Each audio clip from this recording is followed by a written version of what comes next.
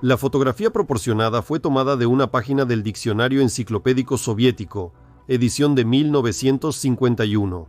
Aún nadie había volado al espacio, todos lo observaban a través de telescopios.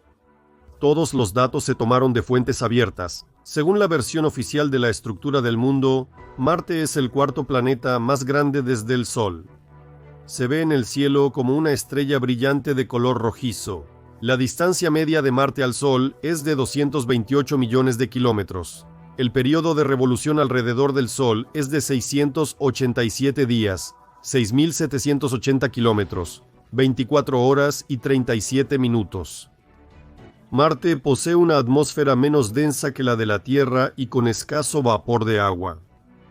La mayor parte de la superficie de Marte tiene un color anaranjado y, al parecer, representa desiertos sin agua.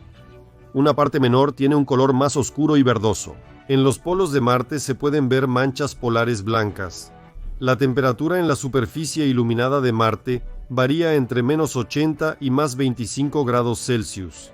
El eje de rotación de Marte tiene una inclinación respecto a su órbita casi igual a la de la Tierra.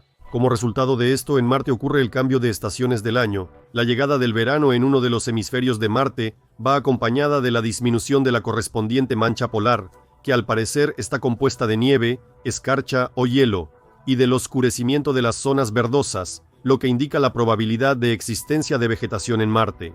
Y todo esto lo leemos en un diccionario de 1951. En la superficie de Marte se observan numerosas formaciones de forma lineal, los llamados canales, que según se supone, tienen un origen natural como grietas, líneas de fractura de la corteza y cosas similares. Alrededor de Marte orbitan dos pequeños satélites, Phobos y Deimos, con un diámetro de aproximadamente 15 y 8 kilómetros respectivamente. En esta imagen se aprecia el cauce de un río marciano con sus afluentes claramente distinguibles, muy similar a un río en la Tierra. Si esto es vida, las plantas y animales marcianos no son muy mimados por la naturaleza. ¿Y cómo es el clima en Marte? Responder con mayor precisión a esta pregunta solo fue posible después de que las estaciones espaciales soviéticas Mars y las estaciones estadounidenses tipo Mariner volaron hacia el planeta. El aparato de descenso de nuestra estación automática espacial Mars 3 se convirtió en el primer emisario de la Tierra que descendió a la superficie de un planeta lejano. Las estaciones estadounidenses lograron fotografiar gran parte de la superficie del planeta. En las imágenes se descubrieron cauces secos de ríos, barrancos, valles y volcanes. Si hay volcanes, significa que existen zonas donde hay más calor y humedad.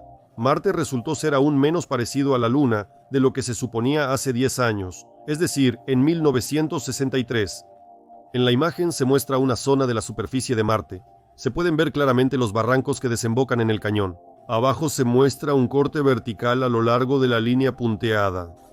En 1969, científicos de la Universidad de Texas y del Instituto Tecnológico de California determinaron que la cantidad total de agua en el planeta es de 1.6 kilómetros cúbicos o 4 millones de toneladas.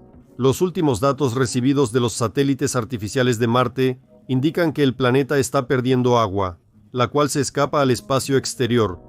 Aquí vemos nubes sobre Marte, pero lo más importante es que hay agua en Marte.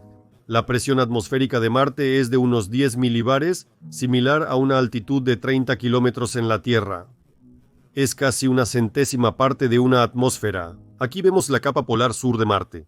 Arriba está la foto de toda la capa, marcada con una flecha negra. Aquí se indica la zona ampliada en las imágenes de abajo, tomadas respectivamente el 19, 29 y 1 de diciembre de 1971.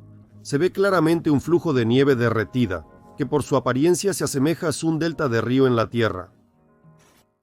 El primer estudio serio fue realizado por el astrónomo soviético G. A. Tikhov. Al aplicar métodos especiales de fotografía a través de un telescopio, llegó a la conclusión de que los cambios en la coloración de la superficie del planeta probablemente están relacionados con una forma particular de vida vegetal. Así se sentaron las bases de una nueva ciencia, la astrobotánica. ¿Qué vemos hoy?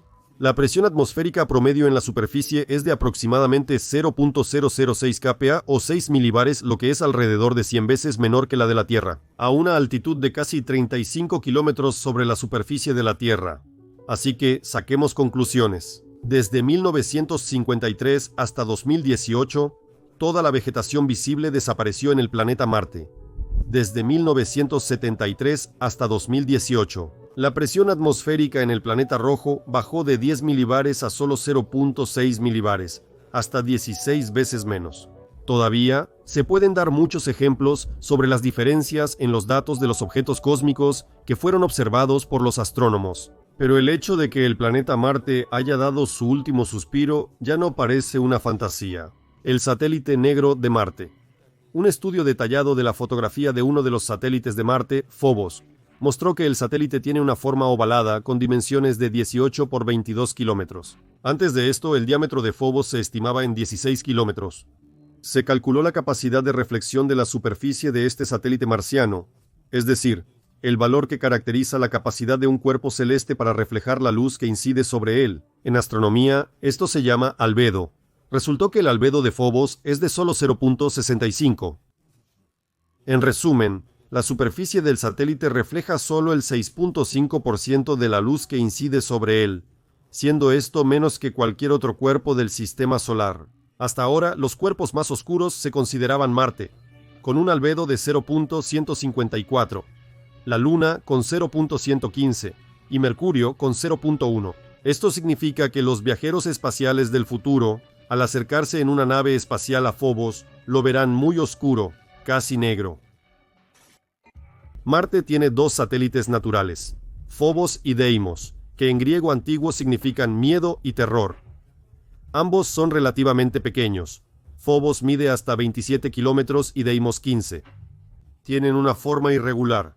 La primera declaración sobre el descubrimiento de satélites de Venus se remonta al siglo XVII. En total, durante un periodo de 120 años, hasta 1770, se registraron más de 30 observaciones de satélites. Al menos 12 astrónomos, es decir, 12 astrónomos pusieron su autoridad para demostrar la existencia de cuerpos celestes alrededor de Venus. Pero para 1770, la búsqueda de satélites de Venus prácticamente se había detenido, principalmente porque no se lograron repetir los resultados de observaciones anteriores, y también porque no se encontraron signos de la existencia de un satélite durante la observación del tránsito de Venus por el disco del Sol en 1761 y 1769.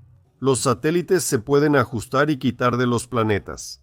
Los astrónomos registran fenómenos que son signos de actividad inteligente de civilizaciones más avanzadas, pero después de eso no siguen ni siquiera insinuaciones sobre tales versiones.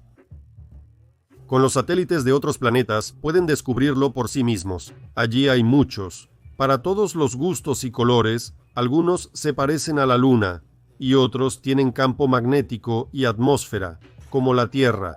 No solo los planetas en el sistema solar se mueven en un círculo plano, sino que también los pequeños cuerpos cósmicos están sujetos a esta influencia. Los anillos de los planetas son sistemas de formaciones planas y concéntricas de polvo y hielo que giran alrededor del planeta en el plano ecuatorial. Los anillos se han encontrado en todos los gigantes gaseosos del sistema solar, Saturno, Júpiter, Urano, Neptuno, así como en el asteroide Jariclo y en el planeta enano Haumea. Los anillos de los planetas siempre se encuentran exactamente en el plano del ecuador. El cinturón de asteroides, una región del sistema solar situada entre las órbitas de Marte y Júpiter, es el lugar donde se acumulan numerosos objetos de todos los tamaños posibles, en su mayoría de forma irregular, llamados asteroides o planetas menores. En el siglo XVIII, los astrónomos Titius y Bode descubrieron que la distancia de los planetas conocidos en ese entonces al Sol seguía una ley de progresión geométrica. Esta regularidad fue llamada la regla de Titius-Bode. Sin embargo, en esta secuencia había un lugar vacío. Faltaba un planeta que debía encontrarse entre Marte y Júpiter. Las causas por las que el planeta Faetón fue destruido no han sido determinadas por la ciencia. Si una catástrofe así realmente ocurrió, debió haber provocado la expulsión de material al espacio en proporciones gigantescas. Y precisamente así, se podría haber cubierto todo el territorio de la Tierra y Marte con una capa uniforme de arcilla y otras sustancias. Si la Tierra fue inundada por flujos de arcilla en el siglo XIX, pero no se volvió roja por la sencilla razón de que en ella no fue destruida la vida, lo que no se puede decir de Marte.